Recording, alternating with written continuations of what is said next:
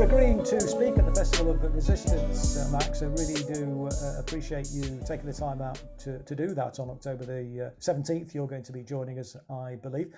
I wonder if you could just sort of say why you've decided to support the Festival of Resistance. Why are you speaking there? Well, first off, I support what you do, Chris, and have since you were a member of Parliament, and I was aware of your work.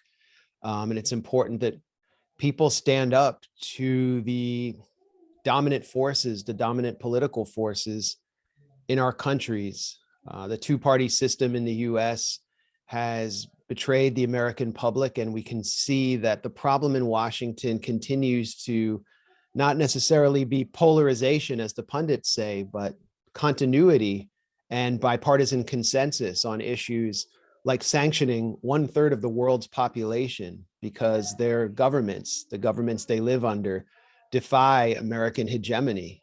We see the Biden administration continuing the Trump's maximum pressure policy on Cuba and on Iran. And as it bows to the will of the American public on Afghanistan and pulls troops out, it is enacting a second pivot to Asia more aggressively than ever before, to the point that we have now learned that US troops were inside Taiwan, which is on an international legal level the same as China having troops inside Hawaii or California, because Taiwan is part of China.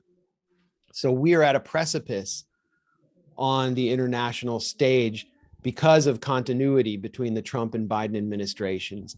And it's time to stand up against an unelected, permanent, militaristic bureaucracy that insists on preserving empire at any cost, including at a cost to education, infrastructure, and healthcare in this country, using Australia, the UK, and the Five Eyes states as its little vassals. And as we can see with the AUKUS deal, the US wants to fight a war with China down to the last Australian, and with the full consent of the Morrison government.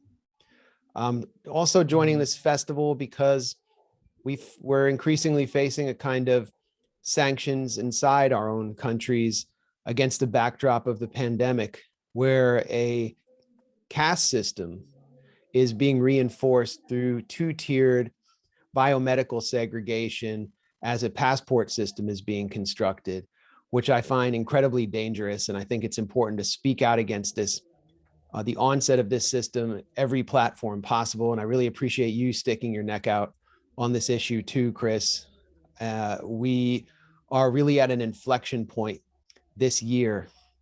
We've seen so much happen just this week. We're speaking on a Saturday. Just this week, we saw a very curious leak of information through an outlet, the International Consortium of Investigative Journalism, which is backed by intelligence adjacent billionaires like Pierre Omidyar, on corruption, mostly in countries that the US considers enemy states. And now we're seeing new legal strictures on the international stage following this highly choreographed leak. At the same time, a fake whistleblower appeared before Congress to push more censorship and government control over social media platforms like Facebook without breaking up these massive capitalist monopolies. And these are operations, psychological operations designed to advance neoliberal control and advance imperial control behind the guise of whistleblowing, the kind of things we associate with true dissidents and rebels and revolutionaries like Julian Assange or Edward Snowden, behind the guise of investigative journalism, what we do at the Gray Zone, but in the service of empire, in the service of censorship on behalf of big tech. So it's important to call out these psychological operations, this facet of information war, and to do it in unity with other dynamic activists, thinkers, journalists, and workers. And that's what I think you're bringing together at this festival.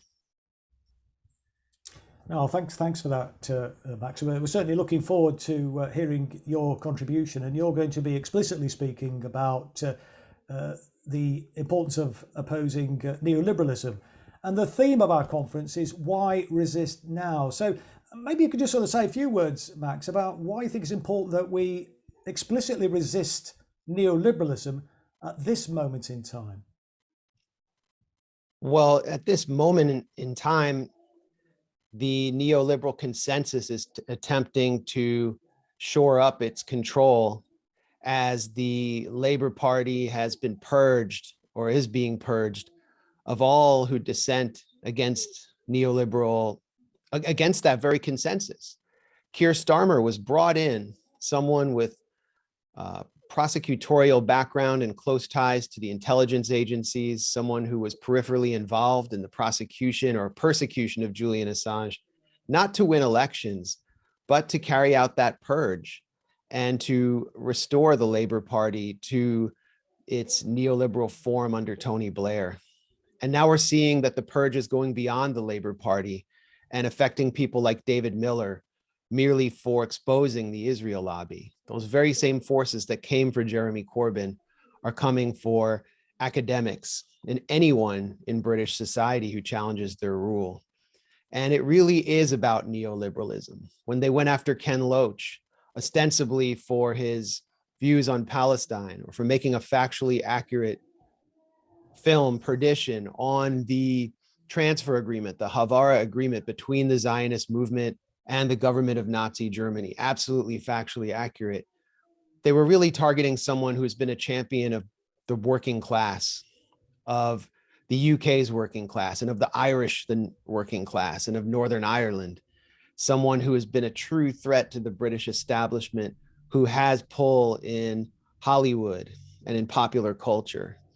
And so it is about class. It is about neoliberalism, even if on the surface it appears to be about an issue like Israel-Palestine.